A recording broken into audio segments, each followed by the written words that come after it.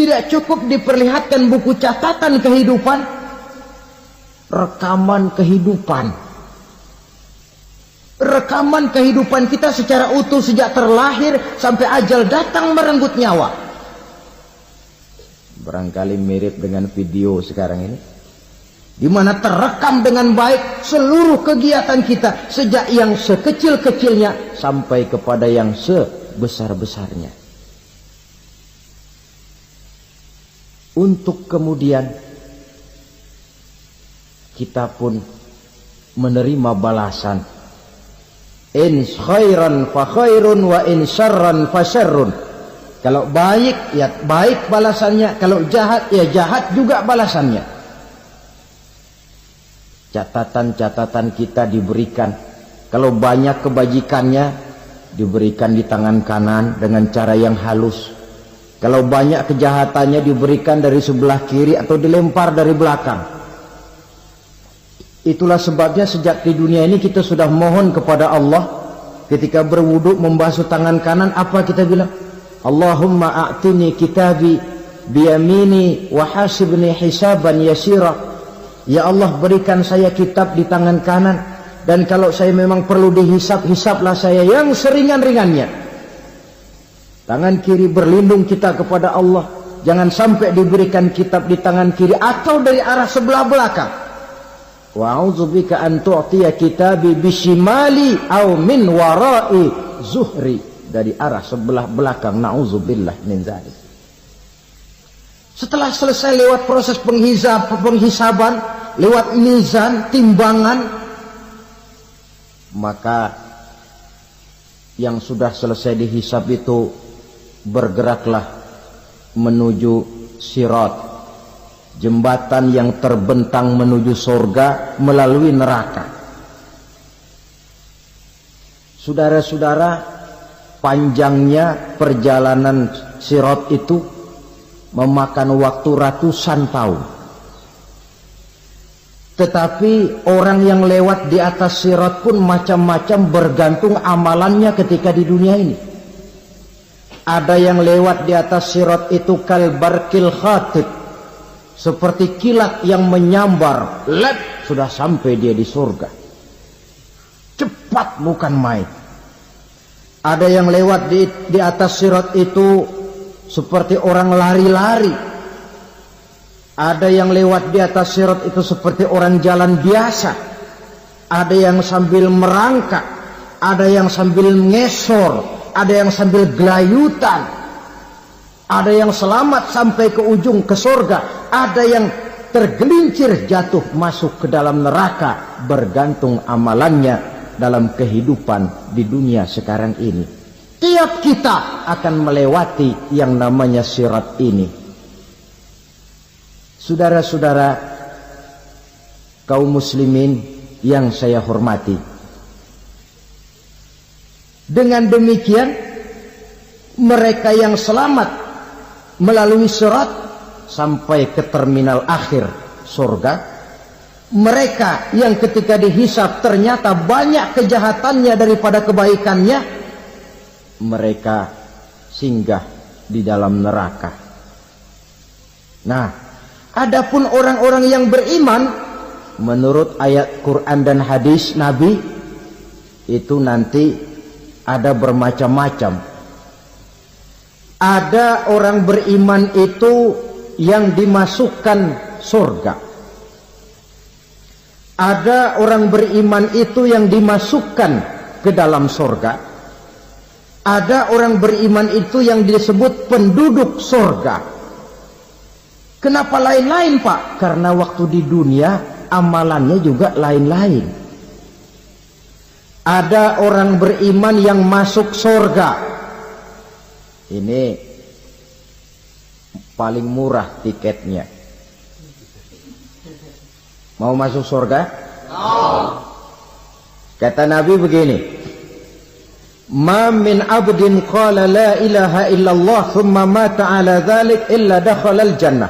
Kalau seorang hamba sudah mengucap dua kalimat syahadat, dia yakin dengan kebenaran kalimat itu sampai matinya, orang itu akan masuk surga. Abi Dzar yang waktu itu diajak bicara heran, ya Rasul kok gampang betul? Iya, walaupun orang itu mencuri, iya, walaupun orang itu berzina, iya, biar dia mencuri, biar dia berzina, kalau dia sudah mengucap 2 kalimat syahadat, dia yakin dengan kebenaran kalimat itu sampai matinya, itu orang akan masuk surga. Jadi masuk surga cukup 2 kalimat syahadat, yakin sampai mati, masuk surga. Itu perkara masuk. Tapi kalau pertanyaannya diterusin, masuknya kapan Pak? Nah, ini lain lagi urusannya. Sebab ada yang masuknya itu langsung, ada yang mampir dulu. Di sana tempat cuma 2, kalau tidak surga, neraka. Mau ke surga tapi mampir dulu, yang mampirnya jelas di neraka. Kenapa? Dalam hadis qudsi ada riwayat, nanti itu di akhirat, setelah Allah selesai mengatur penduduk surga masuk surga, yang neraka masuk neraka, Allah berkata kepada malaikat Malik, malaikat Malik, labaik ya Allah, itu bajingan-bajingan tengik, manusia-manusia durjana yang waktu di dunia tidak mau sujud, jauh dari ulama, gemar melakukan yang munkarat dan maksiat, hidup di tengah masyarakat selalu jadi bibit keonaran, kufur, sudah masuk neraka semua. Sudah ya Allah. Nah, kalau sudah, coba sekarang kamu masuk Malik. Saya, iya, masuk neraka. Mau apa ya Allah? Kata Allah, akhriju minan nar man kana fi qalbihi misqala habatin min khardalin min iman. Kau masuk neraka, cari di dalam neraka orang-orang yang ada imannya walaupun kecil sebesar biji zarah, angkat mereka keluar. Apabila datang kematian menimpa seseorang, datanglah kiamat baginya. Itu yang disebut dengan kiamat kecil. Hakikatnya mati adalah perpindahan dari kehidupan di dunia ini menuju kehidupan di alam barzakh. Menunggu kita di alam barzakh sampai datangnya saat kiamat, entah 10 tahun, entah 100 tahun, entah 1000 tahun, hanya Allah saja yang maha tahu. Adapun orang-orang beriman yang melakukan amal kebajikan dalam kehidupan di dunia ini, masa penantian yang lama di alam barzakh buat mereka sebentar saja. Tetapi bagi orang-orang kafir yang ingkar, yang tidak beriman kepada Allah, yang hidup di dunia cuma menumpuk-numpuk dosa, tentu penantian di alam barzakh akan merupakan waktu yang sangat lama. Bukankah dalam kehidupan kita waktu itu memang relatif? Contoh misalnya, bagi pemuda-pemudi yang sedang duduk asyik memadu cinta, waktu 4-5 jam saja rasanya cuma 4-5 menit. Tenggelam oleh keasikan. Tapi buat orang yang berbaring di rumah sakit, meratap di balik-balik apa itu tembok derita kata lagu, di balik dinding-dinding penjara, sehari bagai seminggu, seminggu rasa sebulan, sebulan boleh jadi rasa setahun. Penantian yang sangat lama. Kapan kiamat itu akan datang? Ini rahasia Allah. Jangankan kita yang orang awam, baginda Nabi sendiri tidak diberitahu oleh Allah kapan kiamat itu akan terjadi. Tetapi sungguh pun demikian, banyak hadis-hadis yang menjelaskan ciri atau tanda-tanda datangnya kiamat. Nah, kalau sudah bicara soal tanda, tanda kiamat itu ada dua. Pertama yang disebut alamatus sughra, tanda-tanda kecil. Ini waktunya masih ada tenggang. Ada yang dinamakan alamatul kubra, tanda-tanda besar. Artinya kiamat sudah diambang pintu. Apa tanda-tanda kecil dari datangnya hari kiamat itu? Misalnya kata Nabi, apabila ilmu sudah diangkat oleh Allah. Artinya apabila ulama sudah banyak wafat, minat orang belajar agama berkurang, lalu kebodohan nampak merajalela di mana-mana, zina dikerjakan secara terbuka, minuman-minuman keras jadi kebanggaan. Itu termasuk di antara tanda-tanda kecil terjadinya hari kiamat. Apalagi misalnya iza waladatil ammatu rabbataha, apabila budak sudah melahirkan tuan. Apa maksudnya? Ada yang mentafsirkan apabila anak sudah bisa membudaki orang tuanya. Orang tua yang melahirkan dia, yang membesarkan dia, demi setelah si anak besar jadi orang berpangkat, bertitel, berharta, berkedudukan, jadilah orang tua itu budaknya. Sehingga sering dibilang kalau orang tua kaya, anak jadi raja. Tapi kalau anak yang kaya, orang tua sering jadi budak. Apalagi munculnya fitnah yang bergelombang, timbul perang antara dua bangsa yang besar, waktu berjalan terasa sangat pendek sekali. Itu merupakan tanda di antara tanda-tanda kiamat. Termasuk di dalamnya sulit membedakan mana laki, mana perempuan. Kan kalau tanda-tanda kayak begini sekarang sudah banyak kita lihat kan.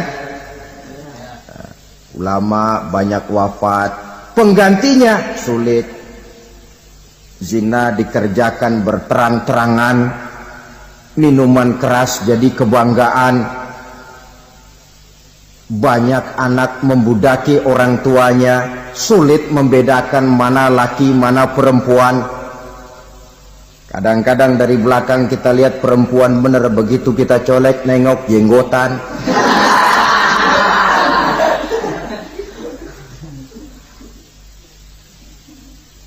Ini termasuk tanda-tanda kecil, masih ada tenggang sampai akan terjadinya kiamat itu. Nah, yang dimaksud dengan tanda-tanda besar, ini tanda besar artinya kiamat sudah diambang pintu. Pertama, matahari terbit dari sebelah barat.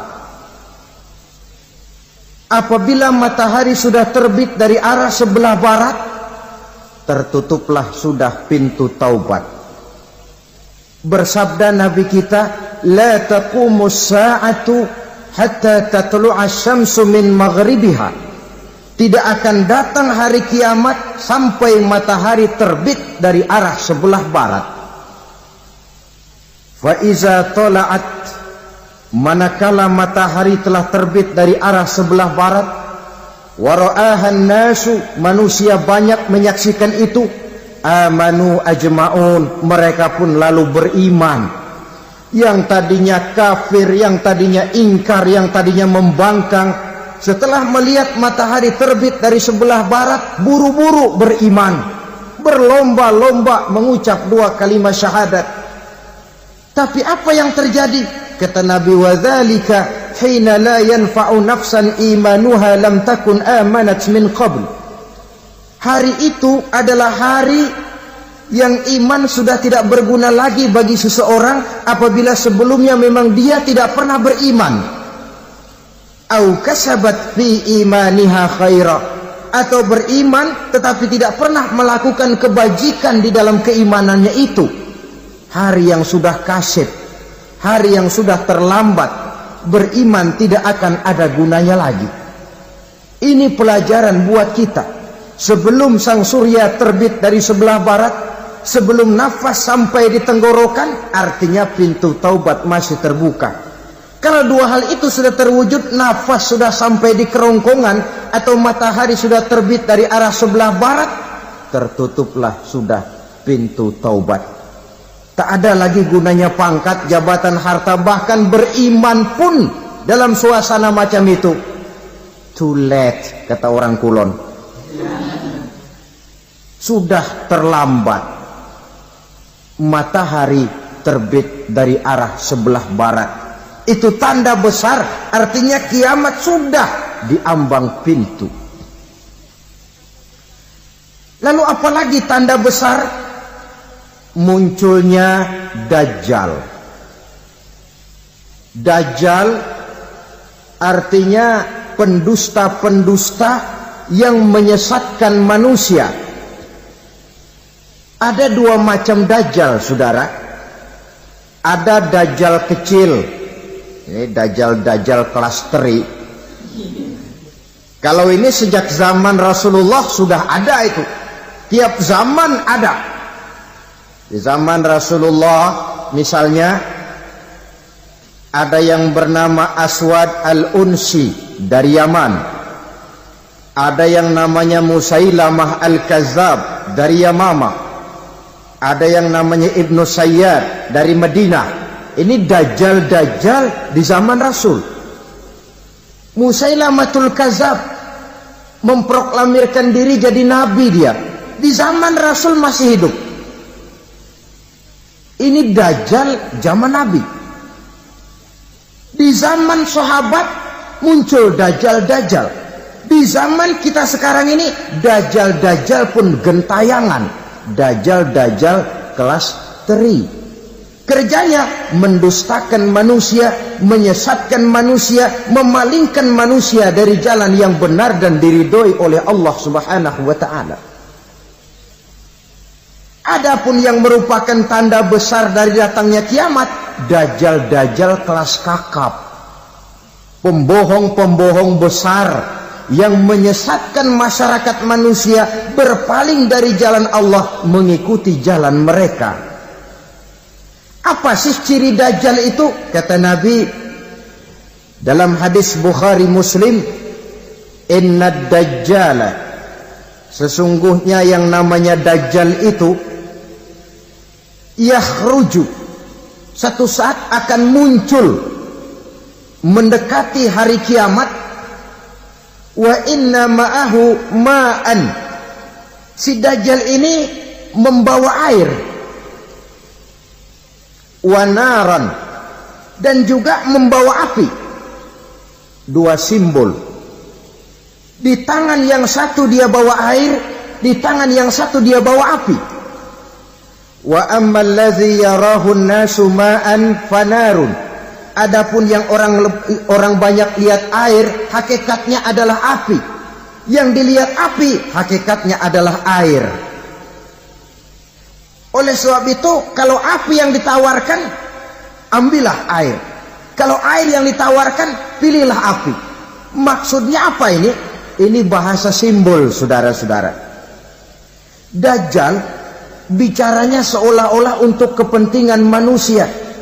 Menawarkan surga. Surga yang dia tawarkan hakikatnya neraka. Hai manusia, kalau kau mau bahagia, jangan dekat-dekat dengan agama. Solat itu tidak efektif dan efisien, tidak produktif dari segi ekonomi itu. Menghadiri majelis taklim cuma buang-buang waktu. Tahajud, tasbih, tahlil, baca Quran, apa itu? Pekerjaan mubazir saja. Hidup ini cuma sekali. Masa yang cuma sekali, manfaatkan dengan sebaik-baiknya. Mumpung. Dibawanya sifat mumpung, tetapi dalam pengertian yang sangat negatif. Bicaranya seolah-olah untuk kepentingan manusia, tetapi sebenarnya menjerumuskan manusia. Menawarkan air, tapi sebenarnya api. Menawarkan api, tapi hakikatnya air. Buat apa kamu sholat? Buat apa kamu bayar zakat? Buat apa kamu puasa? Surga yang dicanangkan Dajjal, hakikatnya neraka. Neraka yang digambarkan Dajjal, pada dasarnya adalah surga. Jadi memutarbalikkan fakta itu kerjaan Dajjal. Yang hak jadi batil, yang batil dibilang hak, yang benar jadi salah, yang salah malah jadi benar.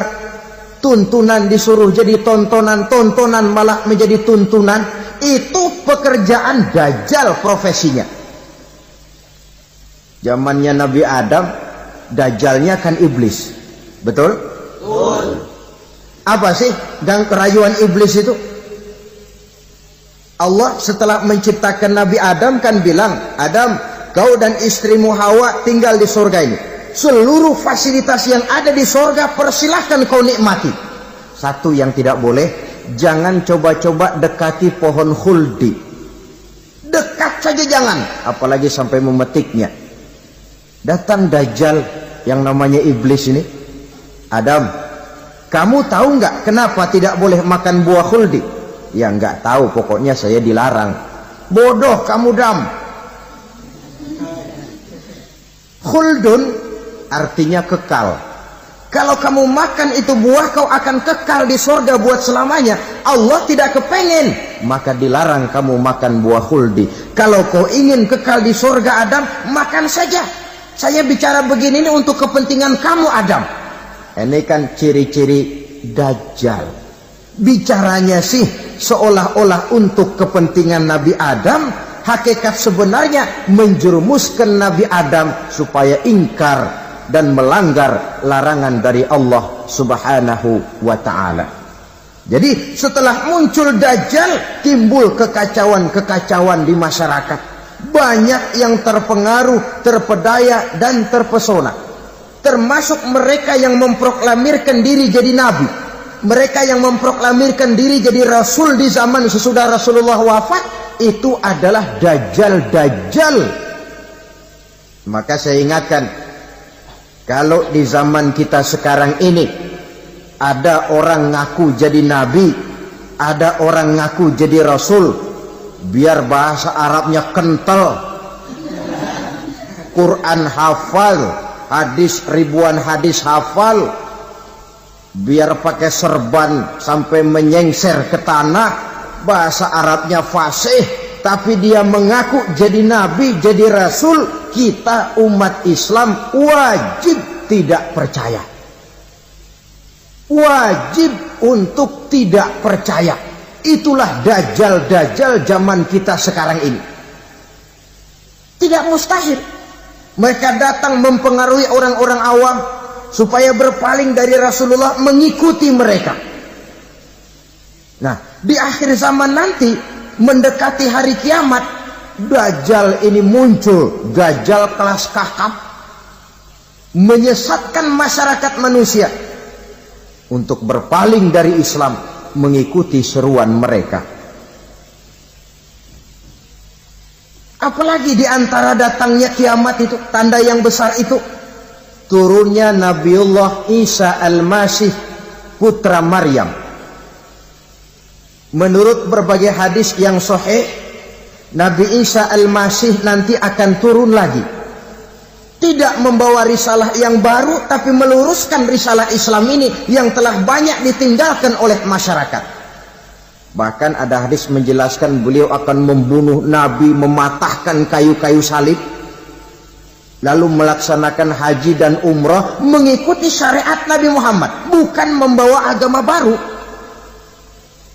Menjadi semacam mujaddid, reformer, menyelamatkan manusia dari bisikan Dajjal. Bahkan ada riwayat yang menjelaskan bahwa Nabi Isa berhasil mengalahkan Dajjal, mengembalikan masyarakat manusia kembali kepada ajaran Islam yang datang dari Allah, dibawa oleh Rasulullah Sallallahu Alaihi Wasallam. Dengan kata lain, turunnya Nabi Isa bukan sebagai Nabi dan Rasul baru, tetapi mengikuti syariat Nabi kita Muhammad Sallallahu Alaihi Wasallam. Saudara hadirin, ibu-ibu hadirat yang saya hormati, kemudian apalagi di antara tanda-tanda besar akan datangnya kiamat itu? Keluarnya asap atau awan. Kata Nabi, inna min asrati sa'ah dukhanan yamla'u ma bainal masyriqi wal maghrib. Di antara tanda-tanda kiamat munculnya awan atau asap yang memenuhi antara langit dan bumi. Ini pun diperkuat dalam surah Ad-Dukhan ayat 10. Fartaqib yauma ta'tis sama' bidukhanin mubin fayughshan nas hadza azabun alim. Bagi orang-orang yang beriman, mereka biasa-biasa saja. Tapi bagi orang kufur, datangnya asap dan awan ini merupakan azab yang kelewat pedih. Barangkali sedikit mendekati gambaran tentang azab yang pedih ini, saya ingatkan alam pikiran kita kepada peristiwa yang belum lama terjadi.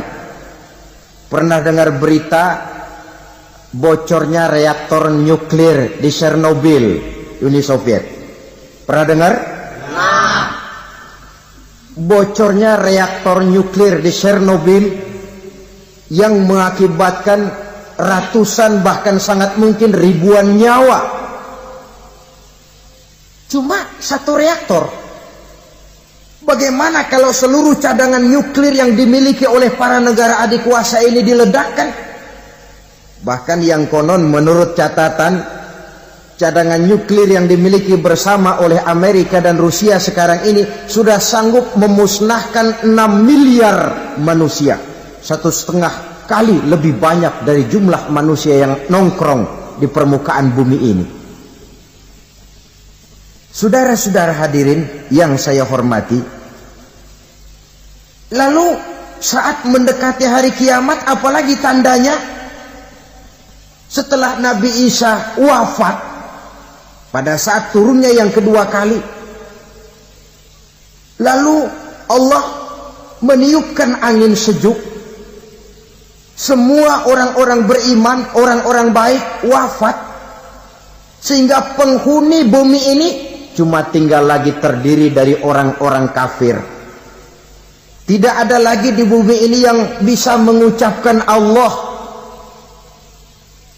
Sehingga dalam hadis qudsi itu ada keterangan, innallaha azza wa jalla yaqulu li Israfil. Allah pernah pesan kepada malaikat Israfil, kata Allah, Israfil, iza sami'ta qailan yaqul Allah Allah fa akhirin nafah 40 sanatan ikraman liqailiha. Hai Israfil, apabila kau dengar di permukaan bumi masih banyak orang yang mengucapkan Allah Allah, maka tunda sangkakala kiamat itu 40 tahun. Untuk apa? Ikraman liqailiha, menghormati orang yang mengucapkan Allah Allah itu. Wah, jadi karena sekarang masih banyak yang mengucapkan Allah, besar hatilah kita, masih jauh kiamat itu. Tapi jangan lupa, kiamat pribadi, kiamat kecil itu yang nggak kita sangka-sangka. Ajal datang mencabut nyawa, itu kiamat pribadi, dan itu yang pasti kita hadapi, dan itu yang membuat kita tidak boleh bersikap main-main di dalam kehidupan sekarang ini. Saudara hadirin yang saya hormati, tidak ada lagi orang-orang muslim. Seluruh penduduk dunia ini kafir. Lalu terciptalah struktur sosial yang berlandaskan prinsip hidup semau gue. Bakal terjadilah prinsip di mana yang kaya menyantap yang miskin, yang kuat menindas yang lemah. Hidup sudah bagaikan di rimba belantara, berlaku hukum rimba. Siapa yang kuat dia yang menang, siapa yang lemah menjadi mangsa. Timbul kekacauan, maksiat merajalela, munkarat menjadi-jadi, sehingga isi bumi ini penuh dengan segala macam perbuatan dosa. Tidak ada perlunya lagi alam diperpanjang temponya.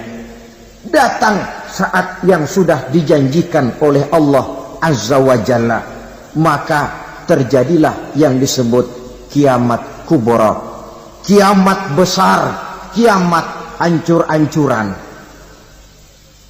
Bagaimana kejadian ini dimulai? Dalam surah Az-Zumar ayat 68, Allah Subhanahu wa taala berfirman, "Wa nufikha fis-suri fasa'iqa man fis samawati wa man fil ardi illa man sya'allahu." Maka manakala ditiuplah sangkakala, terkejutlah seluruh yang ada di langit dan seluruh yang ada di bumi. Bila saat kiamat datang, Allah perintah malaikat Israfil, "Israfil, tiup sangkakalamu." Ditiuplah sangkakala oleh malaikat Israfil. Yang akibat daripada tiupan itu, seluruh yang ada di langit, seluruh yang ada di permukaan bumi terkejut. Yang ada di langit siapa? Malaikat kan. Bayangin aja kalau malaikat kaget, apalagi kita. Terkejut seluruh makhluk yang ada di bumi, yang ada di langit mendengar suara sangkakala itu. Bunyinya tidak sanggup kita bayangkan dahsyatnya. Ledakan nuklir, ledakan neutron, belum apa-apa ketimbang bunyi sangkakala malaikat Israfil ini.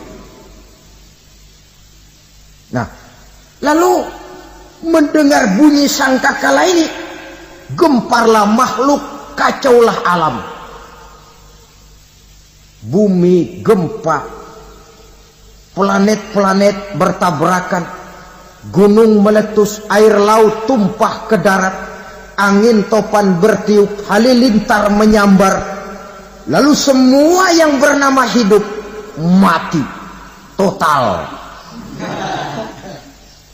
Mati bareng tanpa persiapan. La haula wala quwata illa billah. Saya kadang-kadang dalam tafakur bermohon, ya Allah, mudah-mudahan saya enggak nemuin kiamat beneran. Ngeri. Tidak bisa kita bayangkan macam apa suasana seperti itu.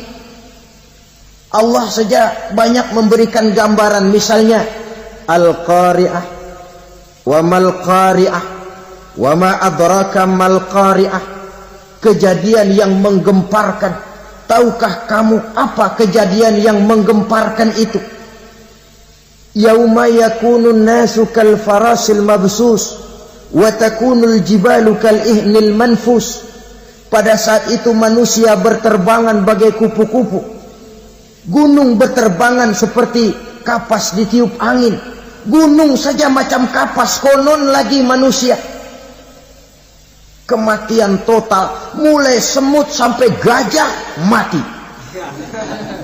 jin mati, iblis mati, malaikat mati. Malaikat saja mati. Saudara hadirin yang saya hormati, kematian total yang tanpa persiapan.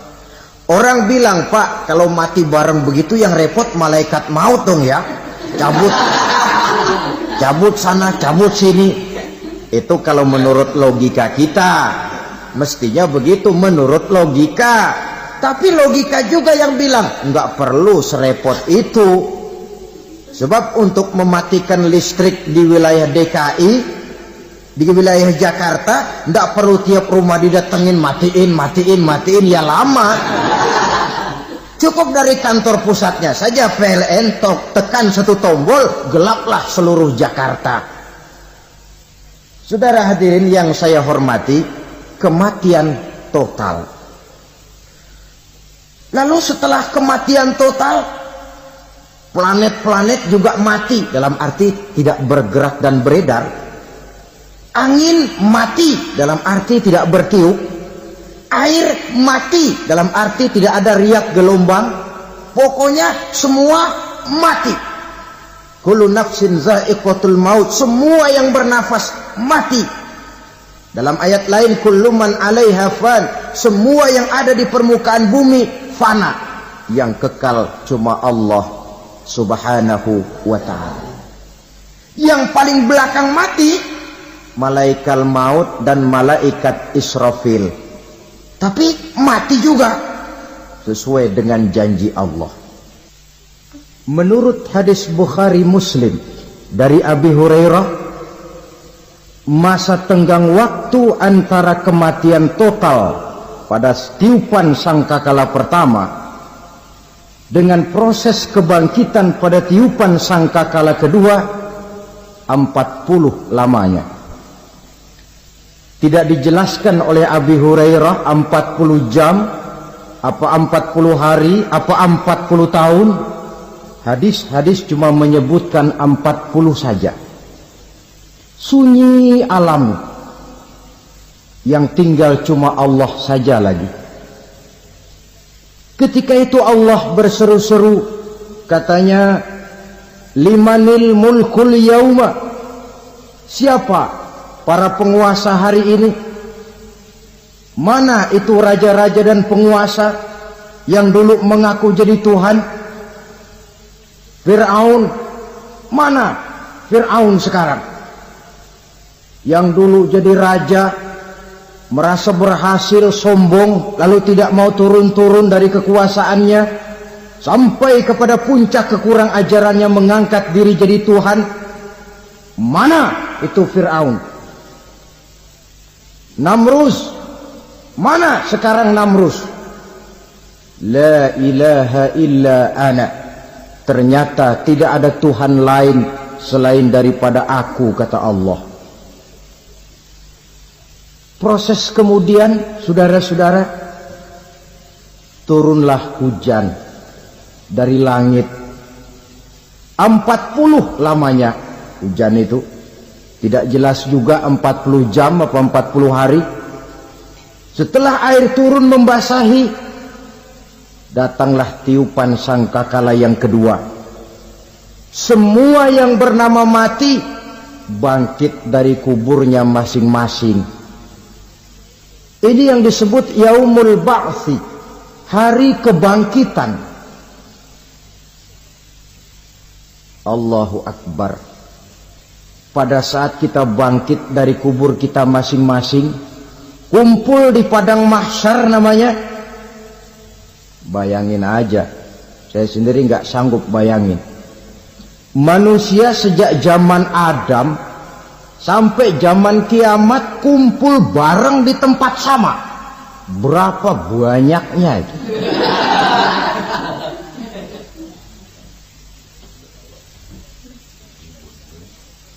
Dan yang luar biasa, menurut satu riwayat, pada saat bangkit itu, Masya Allah, roman muka kita berubah,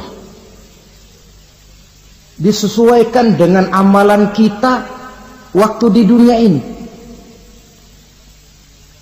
Barang siapa yang waktu di dunia amalannya itu amalan tikus,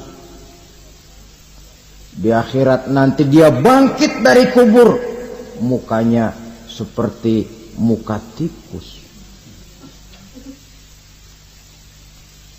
Gagah betul badannya, tapi mukanya seperti tikus. Kenapa? Amalannya waktu di dunia seperti amalan tikus.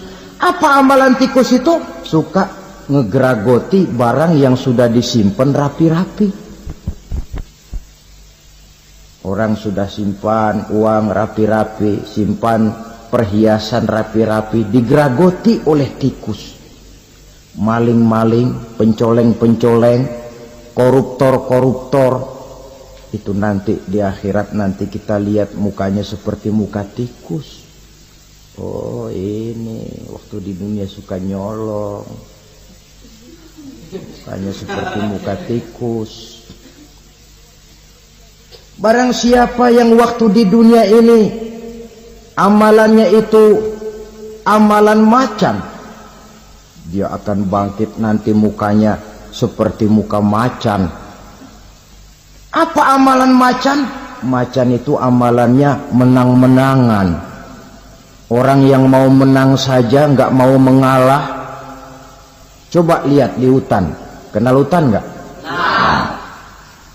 Di hutan, raja hutan di mana-mana pasti macan, betul kan? Betul. Padahal hutan belum pernah bikin pemilihan umum.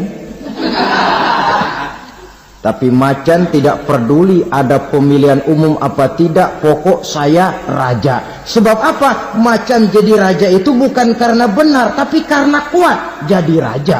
Setelah dia jadi raja, rakyat hutan yang mesti dilindungi malah dimakan oleh raja macan. Kambing rakyat hutan dimakan oleh macan. Ayam rakyat hutan dimakan oleh macan. Itu nanti kita lihat di akhirat itu mukanya seperti muka macan, gagah betul. Lalu barang siapa yang di dunia ini amalannya itu seperti amalan anjing, nanti dia punya muka seperti muka anjing. Apa amalan anjing? Pertama, anjing itu kalau disuruh jaga rumah, dia tidak bisa membedakan mana maling, mana tamu. Biar yang datang maling, kalau bawa tulang, anjing kalem. Yang kedua, anjing itu akan setia kepada siapa saja yang memberinya roti. Siapa yang memberinya roti, itulah majikannya. Apa kata majikannya, pasti dia laksanakan. Soal benar atau salah, dia tidak peduli. Setelah anjing dapat roti, dia tidak punya pilihan lain kecuali bilang, abdi mah kumaha juragan wae ayeuna mah.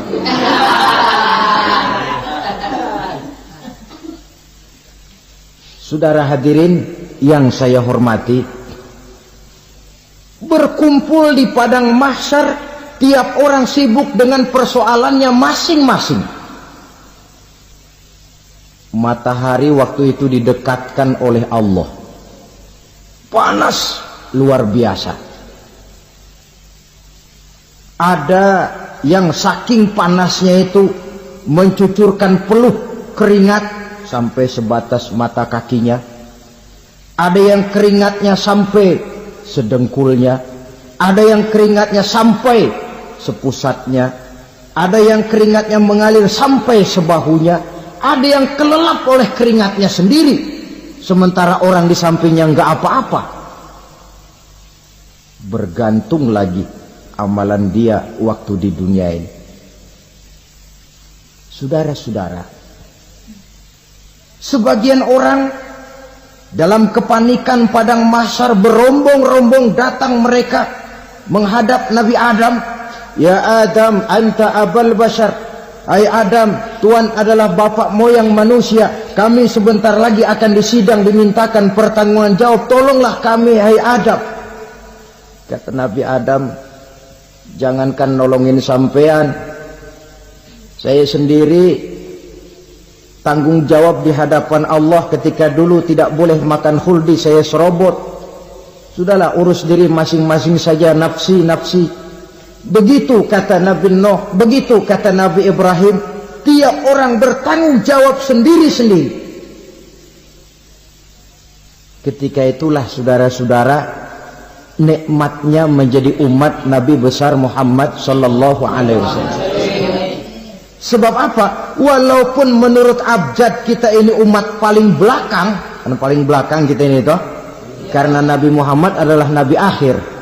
Tapi akan dihisap lebih dulu, lewat di atas sirat lebih dulu, masuk surga lebih dahulu ketimbang umat-umat belakangan. Ketika Rasul mendekati ajal, beliau tanyakan itu kepada malaikat Jibril. Malaikat Jibril berkata, Muhammad jangan khawatir, Allah sudah berjanji, inni haramtul jannata ala sairil anbiya hatta tadkhulaha anta, wa haramtuha ala sairil umami hatta tadkhulaha ummatuka. Surga aku haramkan buat seluruh nabi kecuali kalau engkau Muhammad sudah masuk ke dalamnya, dan surga aku haramkan buat seluruh umat kecuali kalau umatmu Muhammad sudah masuk ke dalamnya. Logikanya, walaupun menurut abjad kita umat paling belakang, bakal dihisap paling dulu, lewat di atas sirat paling dulu, masuk surga paling dulu, kalau mampir ke neraka juga paling dulu. Ya resiko. Jangan mau enaknya aja paling dulu. Saudara hadirin yang saya hormati, setelah masa kebangkitan itu jangan dikira begitu bangkit langsung diperiksa. Masih menunggu menanti ribuan tahun perhitungan padang mahsyar, untuk sampai kepada proses yang disebut yaumul hisab, hari perhitungan. Seorang demi seorang bakal dipanggil.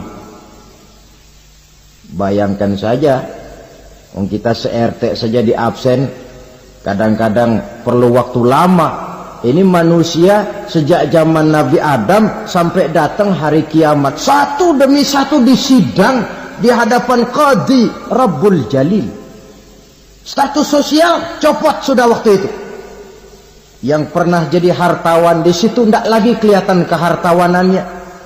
Yang pernah jadi jenderal tidak lagi dipanggil jenderalnya. Yang ustadz tidak lagi dipanggil al-mukarramnya. Seluruh status sosial selesai. Dipanggillah kita seorang demi seorang menghadap Qadhi Rabbul Jalil.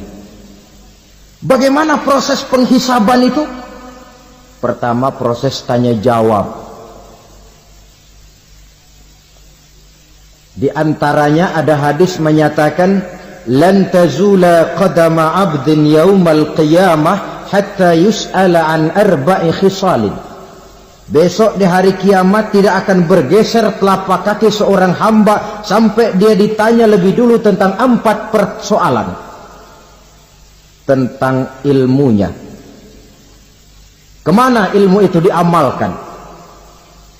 Tentang umurnya. Di mana umur itu dihabiskan? Tentang masa mudanya. Kemana masa muda itu dipakai? Tentang hartanya. Dari mana harta itu didapat dan kemana harta itu dibelanjakan. Ini termasuk proses tanya jawab. Jadi kalau istilah pengadilan dunia, nama Fulan bin Fulan. Kamu waktu di dunia diberikan umur panjang untuk apa? Pernah mengalami masa muda, kemana kau habiskan masa remajamu? Kau diamanahkan ilmu, dengan apa ilmumu kau amalkan? Kau diberikan harta, dari mana harta kau dapat, kemana kau belanjakan? Tak seorang pun yang bisa mungkir. Sebab apa? Dikala itu yang menjadi saksi bukan orang. Yang menjadi saksi adalah seluruh anggota badan kita. Tangan bicara, kaki jadi saksi terhadap seluruh amalan yang pernah kita kerjakan pada saat kehidupan di alam dunia ini. Selesai proses tanya jawab, lalu diperlihatkan buku catatan kita waktu hidup di dunia ini. Jangan lupa Allah itu menyiapkan 2 superkomputer kepada kita. Sebelah ditempelin sebelah kanan, yang sebelah tempelin di sebelah kiri. Komputer itu namanya Raqib dan Atid. 2 malaikat yang apabila baik kita lakukan, refleks saja akan menulis kebajikan kita. Jahat kita kerjakan akan tertulis. Catatan itu nanti diperlihatkan kepada kita. Waduh, alangkah malunya pada saat diperlihatkan catatan kita, buku rapot kita merah melulu. Barangkali diperiksa sambil diomelin, brengsek lo. Buku merah melulu begini, bagaimana waktu hidup di dunia? Tidak cukup diperlihatkan buku catatan kehidupan, rekaman kehidupan. Rekaman kehidupan kita secara utuh sejak terlahir sampai ajal datang merenggut nyawa. Barangkali mirip dengan video sekarang ini, di mana terekam dengan baik seluruh kegiatan kita sejak yang sekecil-kecilnya sampai kepada yang sebesar-besarnya. Untuk kemudian kita pun menerima balasan. In khairan fa khairun wa in syarran fa syarrun. Kalau baik ya baik balasannya, kalau jahat ya jahat juga balasannya. Catatan-catatan kita diberikan. Kalau banyak kebajikannya diberikan di tangan kanan dengan cara yang halus. Kalau banyak kejahatannya diberikan dari sebelah kiri atau dilempar dari belakang. Itulah sebabnya sejak di dunia ini kita sudah mohon kepada Allah ketika berwudu membasuh tangan kanan apa kita bilang?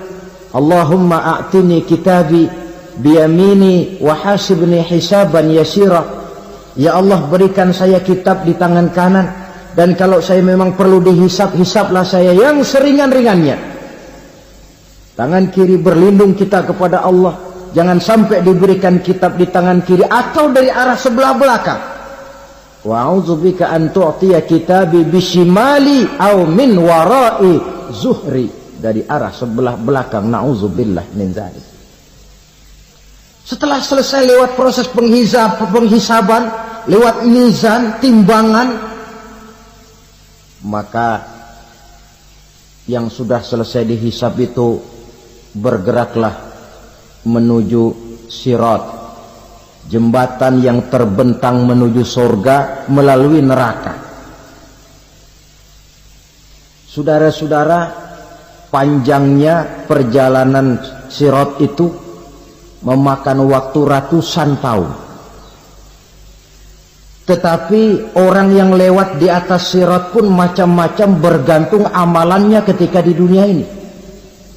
Ada yang lewat di atas sirat itu kalbarkil khatib, seperti kilat yang menyambar, lep, sudah sampai dia di surga.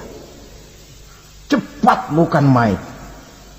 Ada yang lewat di atas sirat itu seperti orang lari-lari. Ada yang lewat di atas sirat itu seperti orang jalan biasa. Ada yang sambil merangkak, ada yang sambil ngesor, ada yang sambil gelayutan, ada yang selamat sampai ke ujung ke surga, ada yang tergelincir jatuh masuk ke dalam neraka, bergantung amalannya dalam kehidupan di dunia sekarang ini. Tiap kita akan melewati yang namanya sirat ini. Saudara-saudara kaum muslimin yang saya hormati, dengan demikian mereka yang selamat melalui sirat sampai ke terminal akhir surga, mereka yang ketika dihisab ternyata banyak kejahatannya daripada kebaikannya, mereka singgah di dalam neraka. Nah, adapun orang-orang yang beriman menurut ayat Quran dan hadis Nabi itu nanti ada bermacam-macam. Ada orang beriman itu yang dimasukkan surga. Ada orang beriman itu yang dimasukkan ke dalam surga. Ada orang beriman itu yang disebut penduduk surga. Kenapa lain-lain, Pak? Karena waktu di dunia amalannya juga lain-lain. Ada orang beriman yang masuk surga. Ini paling murah tiketnya. Mau masuk surga? Kata Nabi begini, ma min abdin qala la ilaha illallah thumma mata ala dhalik illa dakhalal jannah. Kalau seorang hamba sudah mengucap dua kalimat syahadat, dia yakin dengan kebenaran kalimat itu sampai matinya, orang itu akan masuk surga. Abi Dzar yang waktu itu diajak bicara heran, ya Rasul kok gampang betul? Iya, walaupun orang itu mencuri, iya, walaupun orang itu berzina, iya, biar dia mencuri, biar dia berzina, kalau dia sudah mengucap dua kalimat syahadat, dia yakin dengan kebenaran kalimat itu sampai matinya, itu orang akan masuk surga. Jadi masuk surga cukup dua kalimat syahadat, yakin sampai mati, masuk surga. Itu perkara masuk. Tapi kalau pertanyaannya diterusin, masuknya kapan, Pak? Nah, ini lain lagi urusannya. Sebab ada yang masuknya itu langsung, ada yang mampir dulu. Di sana tempat cuma dua, kalau tidak surga, neraka. Mau ke surga, tapi mampir dulu. Yang mampirnya jelas di neraka. Kenapa? Dalam hadis qudsi ada riwayat, nanti itu di akhirat, setelah Allah selesai mengatur penduduk surga masuk surga, yang neraka masuk neraka, Allah berkata kepada malaikat Malik, malaikat Malik, labaik ya Allah. Itu bajingan-bajingan tengik, manusia-manusia durjana yang waktu di dunia tidak mau sujud, jauh dari ulama, gemar melakukan yang munkarat dan maksiat, hidup di tengah masyarakat selalu jadi bibit keonaran, kufur, sudah masuk neraka semua. Sudah ya Allah. Nah, kalau sudah, coba sekarang kamu masuk, Malik. Saya, iya, masuk neraka. Mau apa ya Allah? Kata Allah, akhriju minan nar man kana fi qalbihi misqala habatin min khardalin min iman. Kau masuk neraka, cari di dalam neraka orang-orang yang ada imannya walaupun kecil sebesar biji zarah, angkat mereka keluar. Masuk malaikat Malik ke neraka, cari orang yang ada imannya, korek-korek. Ya repot, udah pada gosong. Yang ada imannya diangkat ke atas, yang ada imannya diangkat ke atas, lalu dimandikan di Nahrul Hayat, namanya sungai kehidupan di akhirat nanti. Cakep lagi rupanya, bersih lagi wajahnya, apel di hadapan Allah. Kata Allah, bagaimana mas? Kapok nggak sampean? Kapok ya Allah. Nah, kalau kapok, idhab fadkhulil jannah, pergi masuk surga sana. Berangkat mereka ke surga, ketemu sama teman-temannya yang udah sampai lebih dulu, yang nggak pakai mampir lagi. Terjadi dialog.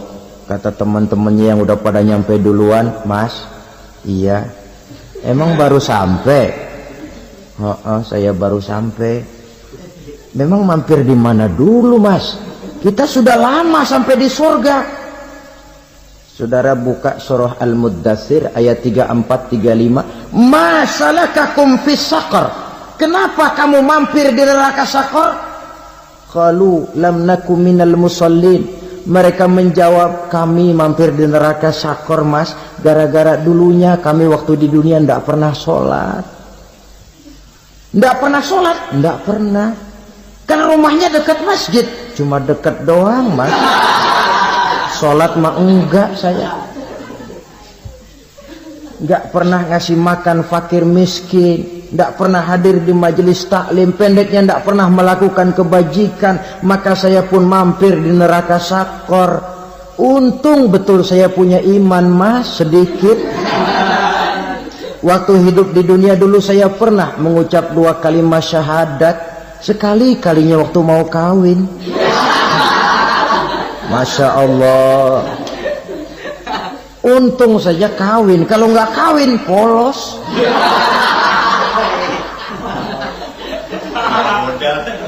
Itu juga pengulu sudah setengah mati ngajarin. Asyhadu alla, asyaduaan, asyaduaan.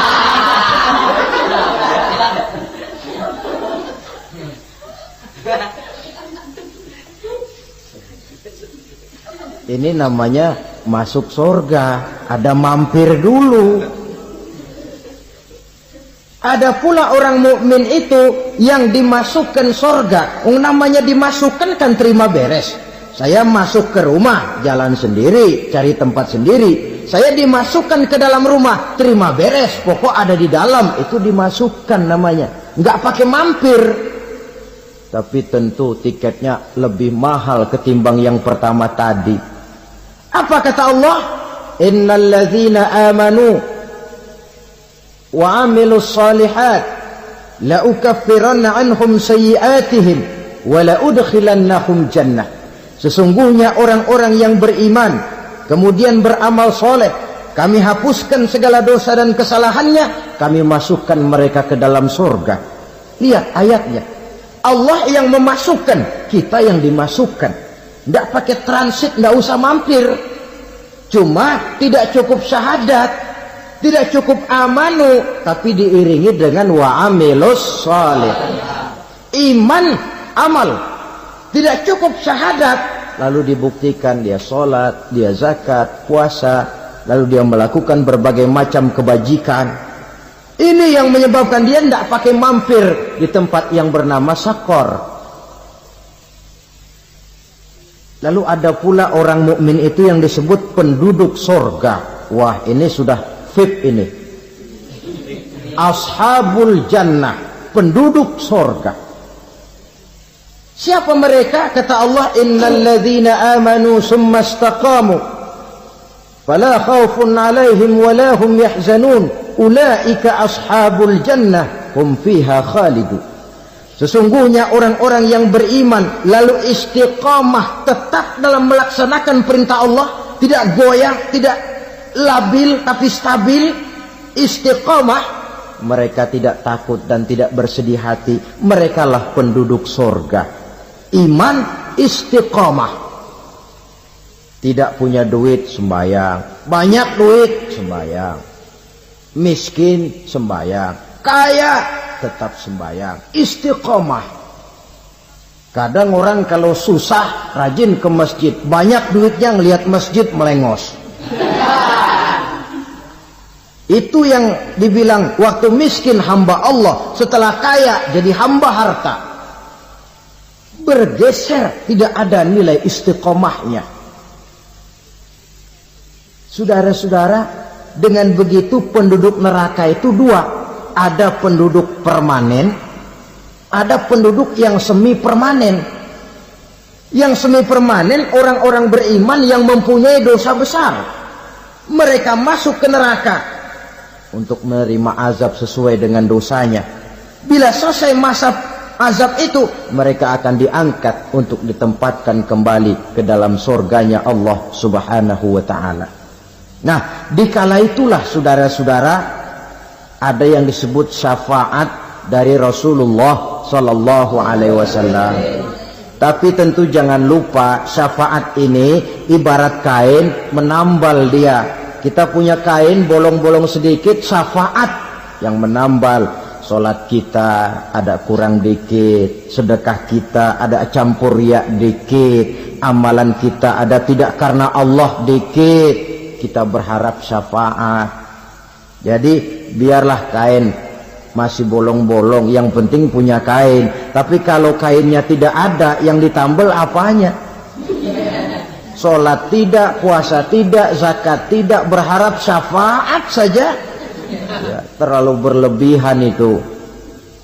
Saudara hadirin yang saya hormati, apabila selesai proses penghisaban, proses penghitungan, maka dikala itulah manusia terbagi dalam dua kelompok besar.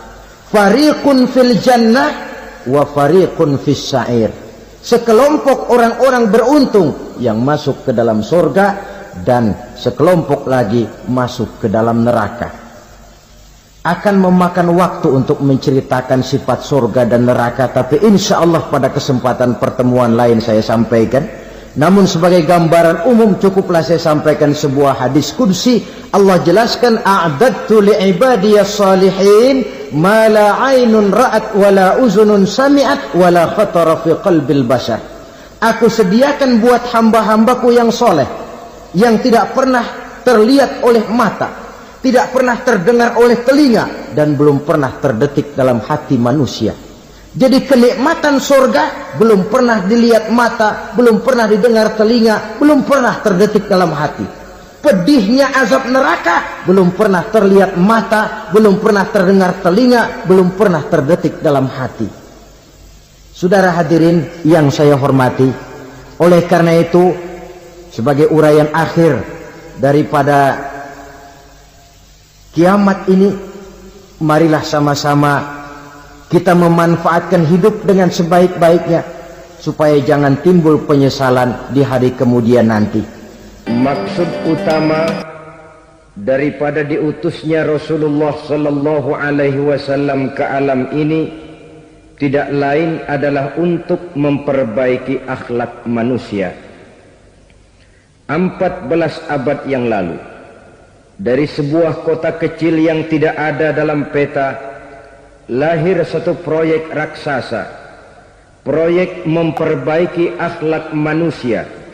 Di tengah-tengah dunia pada ketika itu, Eropa masih biadab, Afrika belum dikenal orang, Asia sungguh sangat terbelakang, dan semenanjung Arabia dari berbagai aspek kehidupannya dikenal sebagai masyarakat jahiliyah. 13 tahun pertama dari perjuangan selama periode Mekah, apa yang dilakukan oleh baginda Rasul tidak lain adalah memperbaiki akhlak manusia kepada Allah Subhanahu wa ta'ala dengan menanamkan roh, jiwa dan semangat tauhid. Kita tahu bahwa masyarakat jahiliyah menyembah batu, menyembah patung, menyembah berhala yang mereka buat sesuai dengan kekayaannya masing-masing. 360 berhala di sekeliling Ka'bah merupakan bukti nyata dari sesembahan mereka. Yang kaya membuat berhala dari emas lalu disembah. Yang setengah kaya bikin patung dari perak lalu disembah. Yang hampir miskin bikin Tuhan dari kayu lalu disembah. Yang miskin benar tepung terigu diadonin lalu dibentuk seperti wujud seseorang kemudian disembah. Dan apabila selesai nyembah perutnya terasa lapar, Tuhannya habis dipretelin. Sepanjang sejarah kemanusiaan cuma masyarakat jahiliyah saja yang sampai makan Tuhan. Sesadis-sadisnya bangsa Indonesia belum pernah sampai makan Tuhan. Maka menghadapi manusia seperti ini, yang pertama dilaksanakan oleh Rasul memperbaiki akhlak mereka kepada Allah, menanamkan la ilaha illallah, bahwa tidak ada Tuhan yang perlu disembah selain daripada Allah Subhanahu wa ta'ala. Ini hakikatnya merupakan inti daripada ajaran Rasul-Rasul terdahulu. Kenapa? Seluruh Rasul bersumber dari satu sumber yang sama, yaitu dari Allah Subhanahu wa ta'ala. Maka prinsip ajaran ketuhanan yang mereka bawa tentu saja sama. Nabi Adam mengajarkan la ilaha illallah, Nabi Nuh mengajarkan la ilaha illallah, cuma tentu sambungannya Nuh Rasulullah. Nabi Ibrahim mengajarkan la ilaha illallah, Ibrahim Rasulullah. Nabi Musa mengajarkan la ilaha illallah, Musa Rasulullah. Bahkan Nabi Isa mengajarkan la ilaha illallah, Isa Rasulullah. Dan Nabi Muhammad mengajarkan la ilaha illallah, Muhammadur Rasulullah. Akhlak manusia kepada Allah dengan menanamkan tauhid. Jadi kalau ingin berakhlak yang benar kepada Allah, jaga tauhid, pegang teguh akidah. Saudara-saudara kaum muslimin rahimakumullah, lawan daripada tauhid adalah kufur. Kufur bisa dua, bisa kufur iman, bisa kufur nikmat. Kufur itu sifatnya, kafir itu orangnya. Ada orang kufur iman, dan ini merusak akhlak kepada Allah Subhanahu wa ta'ala. Kufur iman itu kadang-kadang bentuknya syirik, orangnya disebut musyrik. Kufur iman itu kadang-kadang bentuknya nifaq, orangnya disebut munafik. Kufur iman itu kadang-kadang bentuknya riddah, orangnya disebut murtad. Ini merupakan jenis daripada kufur-kufur iman dan tergelincirnya manusia daripada akhlak kepada Allah Subhanahu wa ta'ala. Benar, di zaman sekarang kita tidak menyembah berhala. Memang di zaman sekarang kita tidak menyembah patung. Iya, kita tidak berkeyakinan Tuhan lebih dari satu. Tapi kadang-kadang akhlak kita kepada Allah sering lentur dan luntur, sering bergoyang dan tergoncang, sering kena erosi dan polusi. Bahwa kita tidak menyembah Latta, Uzza, Manat dan Hubal seperti masyarakat jahiliyah dahulu, memang. Tapi Latta zaman sekarang, Uzza zaman sekarang, Manat dan Hubal di zaman sekarang, berhala-berhala di abad kita sekarang ini kadang-kadang bernama harta, kadang-kadang bernama wanita, kadang-kadang bernama tahta, mungkin juga bernama Toyota. Sesuatu yang lebih kita agungkan daripada Allah, menjelmalah dia menjadi berhala-berhala di zaman kita sekarang ini. Manakala kita di kantor sudah lebih takut kepada kepala bagian kita daripada kepada Allah, maka Tuhan kita barangkali adalah kepala bagian kita. Manakala kita sudah lebih takut kepada manusia daripada kepada Allah, bergeserlah akhlak kita kepada Allah, mengagungkan manusia dan menomorduakan Allah. Maka di zaman sekarang akhlak kita kepada Allah sering kena erosi, sering kena polusi.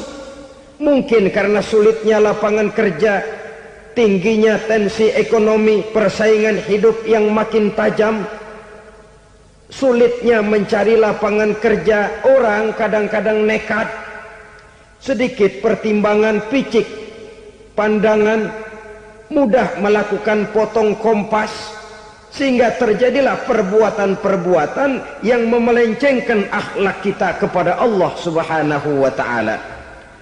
Kadang-kadang terjebak mempercayai selain daripada Allah, kadang-kadang terjebak di dalam mengagungkan yang selain daripada Allah lebih dari yang seharusnya. Terkenalah akhlak kita kepada Allah jaringan-jaringan erosi dan polusi. Kufur sebagai lawanan daripada tauhid merupakan sifat daripada orang yang tidak berakhlak kepada Allah. Bentuknya pertama bisa syirik. Syirik itu artinya meyakini ada Tuhan lain selain daripada Allah. Itu yang namanya syirik.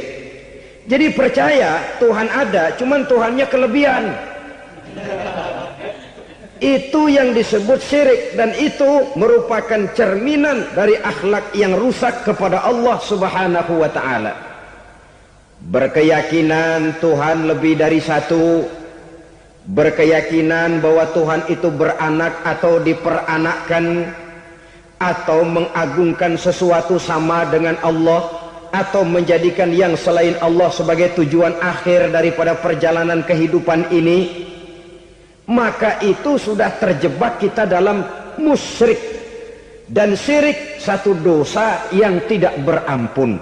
Bahasa kasarnya, yang namanya syirik itu jenis bapak moyangnya dosa. Saudara-saudara, sebab itu saya pesan, kalau memang terpaksa, biasanya yang tinggal di kota-kota besar itu kalau tidak kepengen dosa kan susah. Kalau terpaksa harus bikin dosa, cari yang kecil-kecil saja, yang kira-kira taubatnya gampang. Umpamanya pulang sholat Jumat nukar sendal, umpama yaitu jelas dosa. Tapi dosa yang taubatnya agak mudah. Jangan sampai terjebak ke dalam syirik, menyekutukan Allah. Kalau sudah menyekutukan Allah, Allah dimadu, murka benar Allah kepada kita. Innallaha la yaghfiru ayyushraka bih wa yaghfiru ma duna dzalika liman yasha. Allah tidak akan memberi ampun kepada orang yang menyekutukannya dengan sesuatu, tapi Allah mau mengampunkan dosa yang selain itu bagi orang yang dikehendakinya. Jadi orang-orang yang sudah terjebak syirik, menyekutukan Allah, meyakini ada Tuhan lain selain daripada Allah, meyakini Tuhan beranak atau diperanakkan, bagaimanapun baiknya mereka di dunia, bagaimanapun sosial jiwanya, bagaimanapun pemurah tangannya memberikan santunan dan pertolongan kepada orang lain, kalau sudah syirik, seluruh nilai kebaikannya akan tidak ada gunanya lagi, karena tidak ada tempat nilai kebaikan itu bergantung. Sedangkan kita berbuat baik agar diterima oleh Allah. Kalau Allahnya marah kepada kita, siapa yang akan menerima nilai kebaikan itu sendiri? Ini bentuk yang pertama. Yang nyata-nyata menyembah berhala, syirik. yang nyata-nyata beriktikad Tuhan lebih dari satu, syirik. Atau yang tersamar. Yang tersamar itu yang sering jadi penyakit kita. Saya sejak ada perkutut ini di rumah, perkutut. Saudara-saudara, yang merusak akhlak kepada Allah, yang merusak tauhid setelah syirik, bisa juga berbentuk nifak. Nifak itu sifatnya, orang yang punya sifat nifak disebut munafik. Asal katanya dari nafakun. Nafakun itu satu lubang yang punya dua muka, seperti goa, ada tempat masuk, ada tempat keluar. Maka munafik orang yang punya dua muka. Kalau bahasa kita, pandai bermain minyak di atas air. Manis jika berhadapan, balik belakang lain bicara. Sehingga apa yang dinamakan nifak, kata Imam Ali Al-Jurjani dalam kitab ta'rifatnya, izharul imanu bil lisan wa kitmanul kufri bil qalbi. Menyatakan, menampakkan iman dengan lidahnya, tapi menyembunyikan kekafiran dalam hatinya. Dengan kata lain, lidahnya mah iman, hatinya mah kafir. Padahal hati itu yang dilihat, padahal hati itu yang dinilai. Kenapa lidahnya mengaku iman? Ya mungkin karena kepepet, mungkin karena kepentingan, mungkin karena ingin mencari kelemahan orang, lalu dia pura-pura beriman. Tapi sesungguhnya hatinya kufur. Ini merupakan penyakit munafik. Dan terus terang, menghadapi orang munafik jauh lebih berat daripada menghadapi orang kafir. Kenapa? Munafik ini kan musuh dalam selimut. Mau dibilang musuh nyata-nyata, apalagi di zaman Rasul ya, ketika periode Madinah, berat sekali menghadapi orang munafik. Mau dibilang kafir, kalau ketemu assalamualaikumnya medok juga.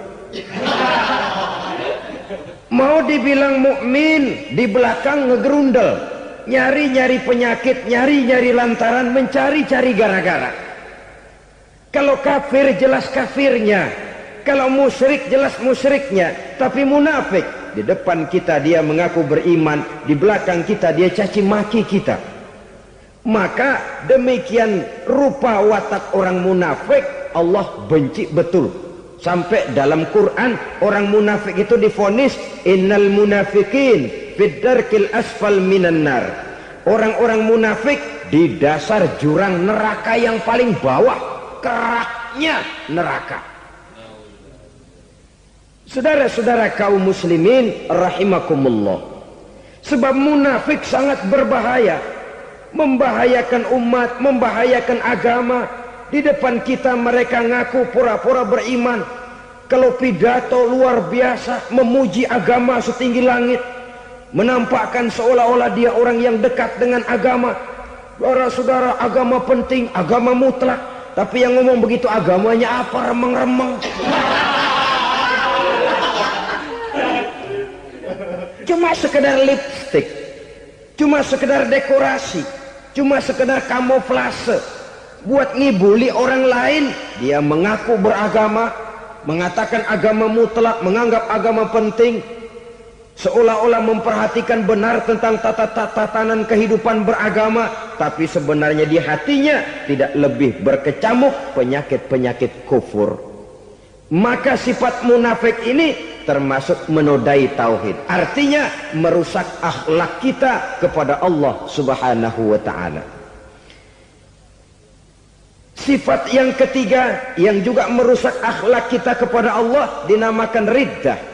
Riddah itu sifatnya, orang yang punya sifat riddah disebut murtad. Murtad keluar dari Islam. Keluar dari Islam tentu tadinya di dalam Islam. Oleh satu perbuatan dia bisa menjadi murtad. Misalnya tadinya dia iman benar kepada Allah, tapi melarat. Kadang-kadang sehari masak, 3 hari libur. Akhirnya oleh kesulitan ekonomi dia tidak kuat. Ada yang menawarkan kebaikan, dibawain supermi, dibawain obat-obatan, diberikan beras. Goyah imannya. Keluar dia dari Islam, ikut agama orang yang memberikan pertolongan kepadanya, memilih kesenangan sebentar dengan mengorbankan kebahagiaan yang kekal, maka orang semacam itu riddah sifatnya, murtad orangnya, keluar dari Islam. Dan yang menyebabkan kita murtad bukan cuma orang nyata-nyata memproklamirkan diri keluar dari Islam tapi lalu mengikuti agama orang lain, bukan cuma itu. Mengakui ada Rasul lagi sesudah Nabi Muhammad bisa menyebabkan kita murtad. Mengingkari nikmat Allah bisa menyebabkan kita murtad. Meyakini semua agama benar bisa menyebabkan orang menjadi murtad. Meragukan kesempurnaan dan kelengkapan Al-Quran bisa menyebabkan orang jadi murtad. Mengingkari sunnah bisa menyebabkan orang menjadi murtad. Banyak hal-hal yang bisa mendatangkan penyakit riddah dan membuat pelakunya menjadi murtad. Dan ini menodai akhlak kita kepada Allah Subhanahu wa ta'ala. Itu tadi kufur iman, saudara-saudara. Nyata-nyata mengingkari Allah, baik dalam bentuk syirik, nifak, ataupun riddah. Kufur yang kedua dinamakan kufur nikmat. Apa itu kufur nikmat? Sitru ni'matil mun'im au ya'malu fi mukhalafatil mun'im. Menutup-nutup nikmat Allah atau melakukan perbuatan yang menentang, bertentangan dengan kehendak yang memberikan nikmat. Jadi kufur nikmat pertama, nutup-nutupin Tuhan. Tuhan jalingin. Duit lu banyak amat, dari mana? Gua kerja. Lalu kerjanya nomor satu. Orang yang berakhlak kepada Allah, dia akan menjawab, kamu uangnya kok banyak, dari mana? Rezeki dari Allah. Caranya, saya kerja. Kerja itu cara, rezeki itu dari Allah datangnya.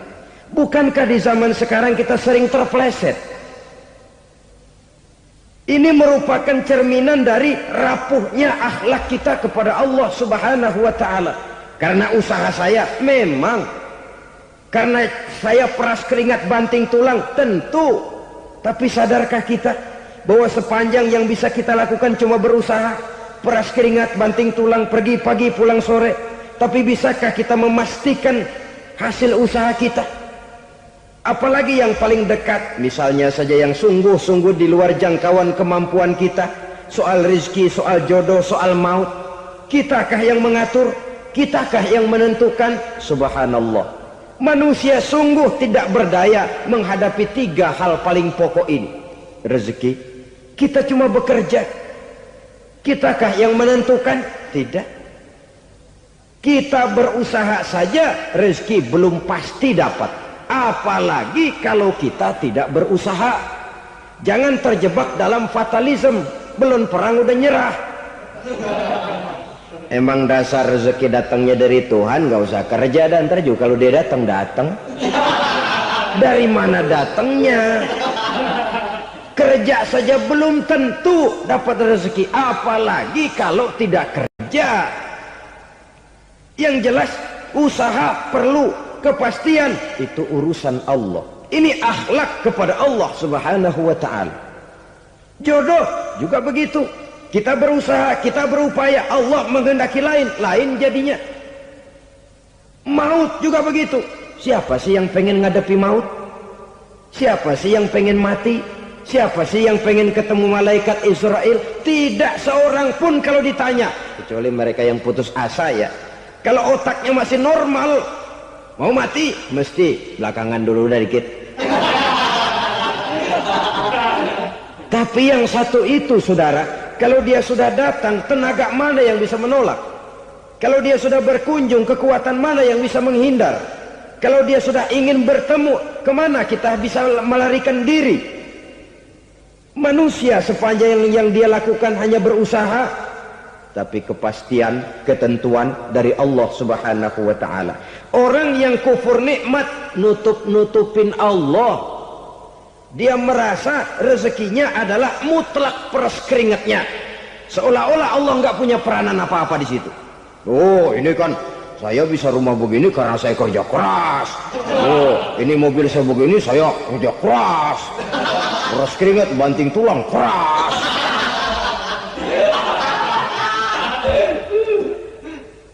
Saudara-saudara kaum muslimin rahimakumullah. Jadi menutup-nutupi Allah. Akibatnya nanti kalau dia berhasil, Allah ketutupan. Kalau dia gagal, orang lain dicaci maki, dicari kambing hitam. Yang kambing hitam kan mahal. Karena orang sering cari-cari kambing hitam. Jarang orang mau jujur kalau bertemu kesulitan lalu mencari sebab pada dirinya sendiri. Yang paling enak ya nyalain orang. Lo begitu. Orang lain yang paling enak kita salahin. Au ya'malu fi mukhalafatil mun'im, atau dia melakukan sesuatu yang tidak sesuai dengan kehendak yang memberikannya nikmat. Diberikan kita tangan, mulut sih nggak berhenti. Terima kasih Tuhan, alhamdulillah saya dikasih tangan. Cuma nih tangan enteng mat nabokin orang mulu. Itu sudah mukhalafatul mun'im, bertentangan dengan kehendak yang memberikan nikmat. Diberikan harta, mulutnya mah basah. Terima kasih Tuhan, alhamdulillah dikasih harta. Tapi pelitnya minta ampun. Kikir, koret, medit. Ini juga termasuk kufur nikmat, mempergunakan suatu nikmat bertentangan dengan kehendak daripada yang memberikan nikmat itu sendiri. Saudara-saudara kaum muslimin rahimakumullah. Oleh karenanya kufur iman memang lebih bahaya daripada kufur nikmat. Tapi jangan lupa, kufur nikmat bisa menyeret orang kepada kufur iman. Nah kalau Allah udah dialingin, Tuhan sudah di nomor 2-in, lama-lama kenapa dia tidak mendewakan dirinya sendiri? Mendewakan pangkatnya, mendewa-dewakan otaknya, mendewa-dewakan kemampuannya. Pada awalnya dia memang cuma kufur nikmat, tapi lambat laun kalau ini tidak diobati, secara pasti orang akan mengarah kepada kufur iman. Bisa berbentuk syirik, bisa berbentuk nifak, bisa berbentuk riddah. Saudara-saudara, oleh karena itu menjaga akhlak kepada Allah mutlak penting. Sebab apa? Kita tidak berakhlak kepada manusia saja, kita dikucilkan dari pergaulan.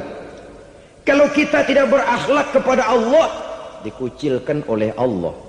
Hadis qudsi menyatakan, man lam yashkur ala na'mai wa lam yasbir ala balai falyakhruj min tahtis samai falyatlub rabban siwaya.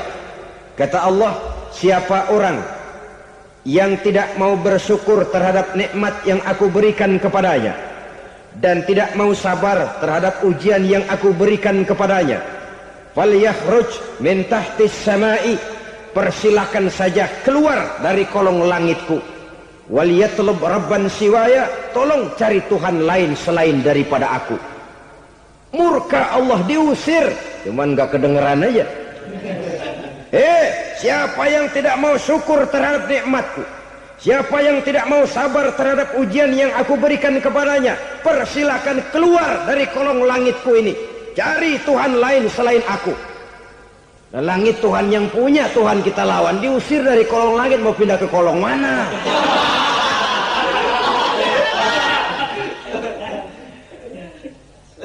Jadi jangan merasa kufur nikmat kan enteng. Iya, kelihatannya begitu, tidak sebahaya kufur iman. Tapi kufur nikmat ini merupakan anak tangga yang kalau kita sudah mulai naik, kita akan naik terus sampai kepada tingkat di mana kita mengalami kufur iman. Kalau sudah ke sana, maka akhlak kita kepada Allah terkenalah erosi, terkena polusi, hancur akhlak kepada Allah. Dan itulah sumber kesengsaraan abadi. Kalau cuma kita tidak berakhlak kepada manusia, barangkali resikonya cuma kehidupan di dunia ini. Mungkin juga ada kehidupan akhirat. Tapi kalau sudah tidak berakhlak kepada Allah, dunia akhirat kita rugi dan celaka. Maka pada kesempatan ini saya mengajak, marilah jaga baik-baik akhlak kita kepada Allah. Satu kali kita bertauhid, sampai mati kita bertauhid. Satu kali la ilaha illallah, jangan tergelincir lagi kita keluar daripada kalimat itu. Satu kali kita bertuhankan Allah, jangan bertuhan yang lain selain daripada Allah. Jangan sekutukan Allah. Jangan samakan Allah dengan sesuatu. Jangan mengangkat yang lain sama agungnya dengan Allah. Sebab dengan demikian kita seolah-olah sudah mengotori akhlak kita kepada Allah Subhanahu wa ta'ala. Ini berat, saudara-saudara. Ini tidak ringan. Kadang-kadang saya katakan tadi, masalah ekonomi. Kadang-kadang persaingan hidup yang makin tajam, di tengah lapangan kerja yang makin sulit, di tengah orang banyak potong kompas. Kalau berpatokan kepada nilai tauhid, la ilaha illallah, tidak ada Tuhan selain Allah, maka saya tidak akan takut kecuali hanya kepada Allah. Saya tidak akan menggantungkan hidup kecuali hanya kepada Allah. Saya tidak akan minta rezeki kecuali hanya kepada Allah. Kadang-kadang situasi yang nekat membuat kita kehilangan keseimbangan, kehilangan pertimbangan, picik pandangan. Akibatnya kita merusak akhlak kepada Allah Subhanahu wa ta'ala. Ironinya kan orang sekarang kalau ditanya, lu nyolong ya? Iya. Kok berani? Emang. Lu nggak tahu Tuhan lihat? Tahu. Kok nyolong juga? Biarin. Kalau Tuhan mah lihat, jangan gak ribut. Nggak ribut katanya.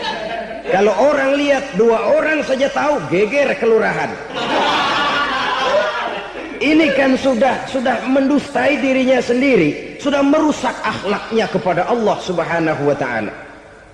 Tuhan nggak ribut katanya. Saudara hadirin yang saya hormati, jadi oleh karenanya akhlak kita kepada Allah merupakan basis daripada kehidupan beragama. Kalau itu sudah mulai rapuh, mulai terkena erosi dan polusi, mulai rusak, dikhawatirkan nanti nilai ibadah kita kepada Allah juga akan turut ambruk karenanya. Saudara-saudara kaum muslimin rahimakumullah, tugas yang kedua memperbaiki akhlak manusia kepada sesama manusia. Kita tahu Islam sesuai dengan namanya adalah agama damai. Maka akhlak manusia kepada sesama manusia menempati porsi yang penting dalam kehidupan beragama. Bagaimana seorang muslim bergaul, bertata krama terhadap sesama manusia. Mari kita lihat lebih jauh persoalannya. Untuk memudahkan pembicaraan dari kacamata agama, kita kelompokkan saja manusia itu dalam 2. Pertama yang seiman dan yang kedua yang tidak seiman. Yang tidak seiman itu kita sebut saja kufur atau kafir. Nah, kepada yang kafir pun kita diajarkan untuk berakhlak. Apalagi kepada yang memang nyata-nyata seiman, sekeyakinan, seakidah. Kemanapun Islam datang, ke negara manapun ia masuk, ia tidak menaburkan kerusakan. Jadi tidak benar kalau orang pernah itu menggambarkan, saking sentimennya seorang orientalis pernah menggambarkan Nabi Muhammad di tangan kirinya Quran, di tangan kanannya pedang. Menggambarkan seolah-olah Islam dikembangkan dengan kekerasan. Sebenarnya tidak sama sekali. Kalaupun dalam sejarah perkembangan Islam pernah terjadi perang, maka perang dalam Islam sesungguhnya apabila kita amati sejarahnya bukan untuk memaksakan agama, karena memang agama tidak bisa dipaksakan, tetapi justru untuk mempertahankan agama dari segala macam hambatan, rintangan, hinaan dan fitnahan. Tapi kemanapun yang jelas Islam masuk, dia tidak pernah membuat kekacauan, kerusuhan ataupun penghancuran. Candi Prambanan bahkan dipugar, gereja-gereja tidak ada yang dihancurkan oleh umat Islam. Kenapa? Islam agama damai. Soal agama, soal lakum dinukum waliyadin, la ikraha fid din, qad tabayyana ar-rusdu minal ghayy. Tidak ada paksaan dalam beragama, sebab nyata yang benar dengan yang tidak benar. Belum pernah ada orang kafir masuk ke perkampungan orang Islam lalu dikejar-kejar, diteriakin kafir, kafir, sunatin.